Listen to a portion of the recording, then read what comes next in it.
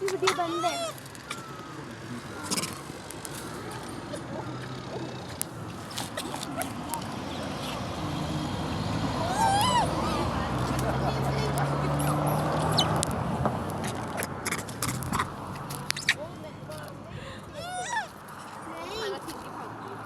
बड़ी वाली हाथ है, छोटी वाली मैं हूँ।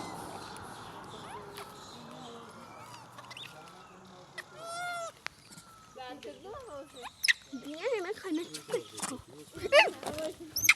अम्मा नहीं ये असल में बीच में आ गया मैं बच्चे को हाथ से दे थे, बच्चा नहीं खा रहा था। नहीं ले रहा था नहीं आप उसे फेंक के दे रहे हो, बाहर ही फेंक।